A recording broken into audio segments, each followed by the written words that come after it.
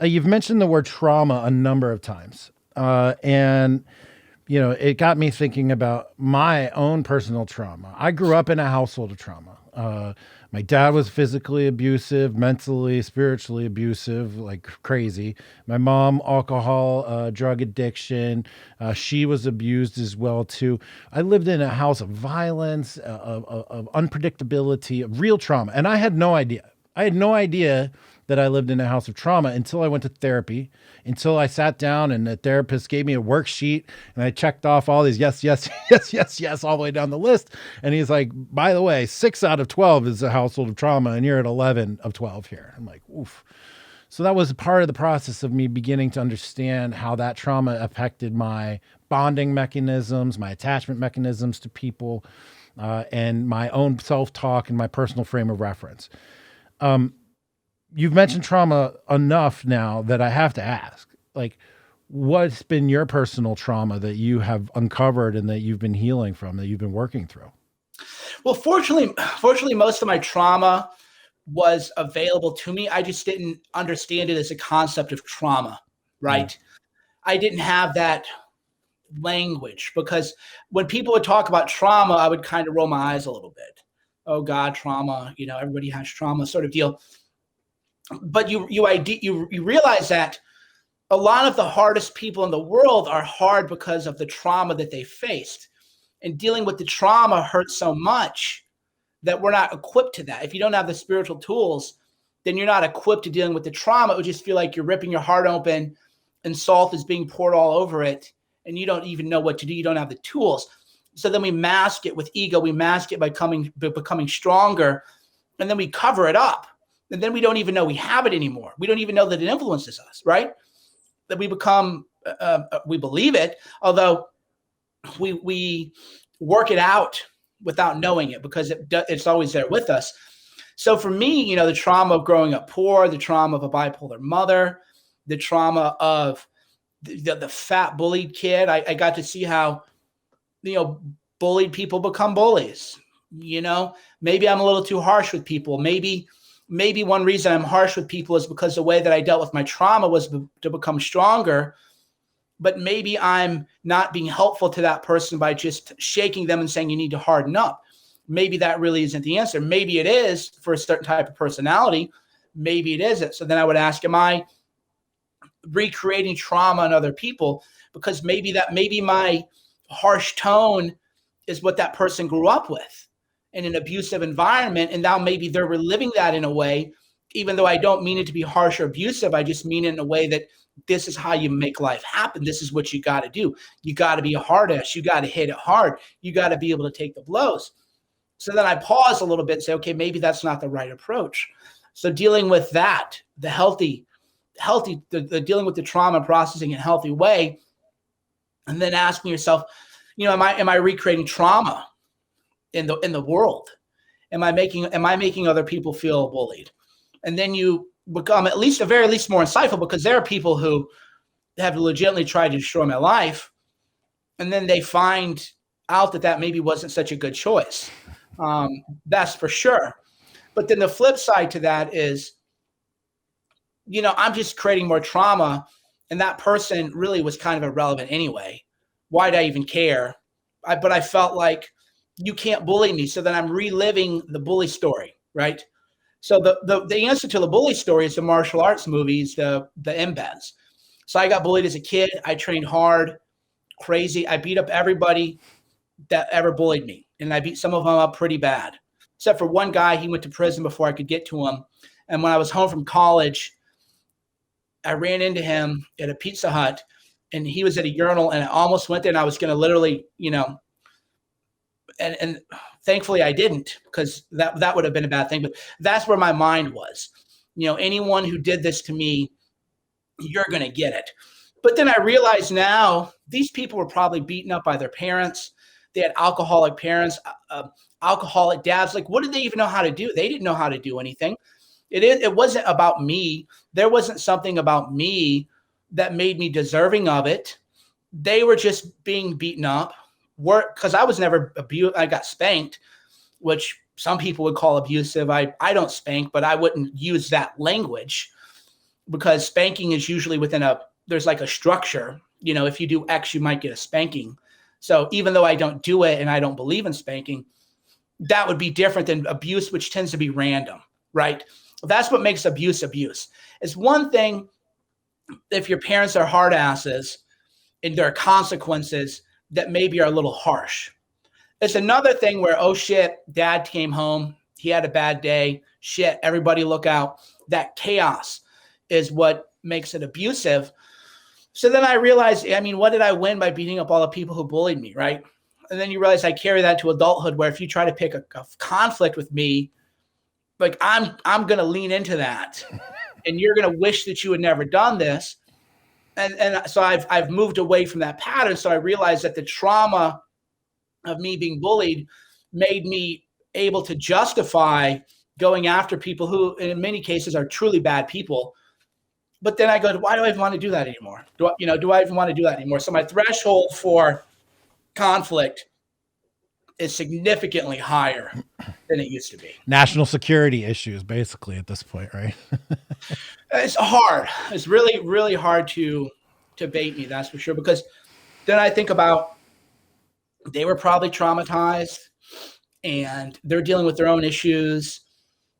And so the difference is, obviously, if somebody pointed a gun at my head, it'd be different. I'm not going to worry about that person's trauma in that moment with other methods. But the flip side is when people lash out at me, when people attack me.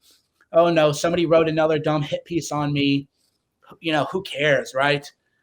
Doesn't even register in the way that it used to. Whereas before I would think, I can't believe this, right? This is blah, blah, blah, blah, blah. But that's just my own recreation or reliving trauma, reliving my response to trauma, and then creating more trauma in the world. Who wins? Everybody loses in that. I want to point out something. We're talking about trauma here. We're not talking about being victims, guys. We're not talking about carrying around a victim mindset or blaming people. Oh, I was traumatized, and therefore my behavior is excused, or I don't have to do this. What we're talking about is being auto-regulating man, which is a term you turned me on 2 years ago. And it's about acknowledging the source of this behavior and these attitudes in yourself. Why? To make change, right? To change your behavior, to change yourself, to end the cycles of trauma, and to not sit around being a victim all the time. And I'm just going to share just something, personal thing. My dad and I never had a relationship beyond about 13 or 12. And that's when the abuse really started. The flying off the handle, rage-induced, unrelated violence to my behavior.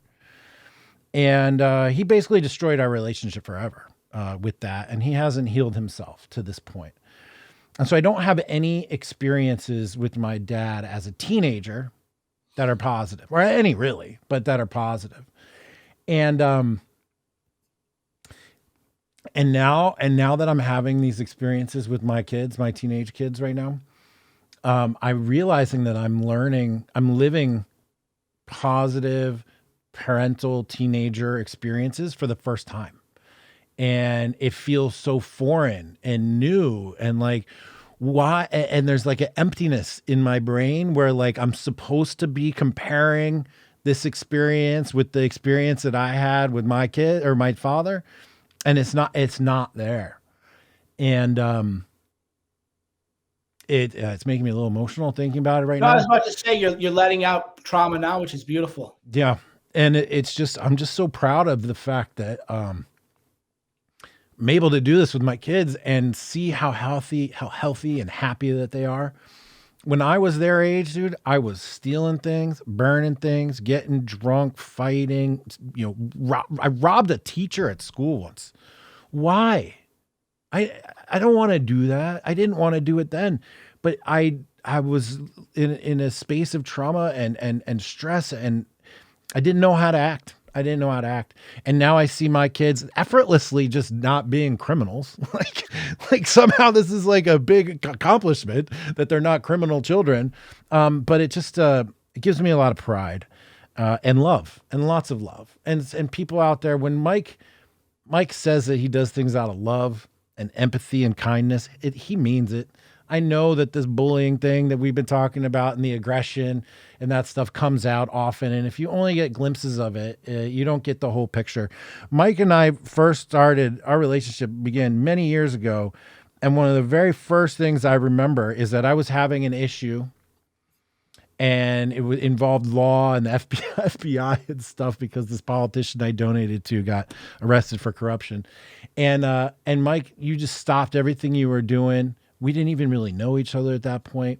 And you were like, dude, I got a girl in my bedroom right now. And instead of doing that, I am talking to you to help you with this issue. And I'll never forget that, ever.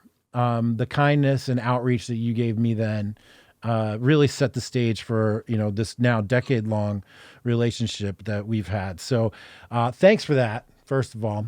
And second of all, thank you for having the courage to talk about things like trauma and emotions and vulnerability. We talked about crying earlier on in the beginning of this podcast. None of these things that people on the outside who look at us and be like, oh, alpha male, gorilla mindset, these guys must be Neanderthals.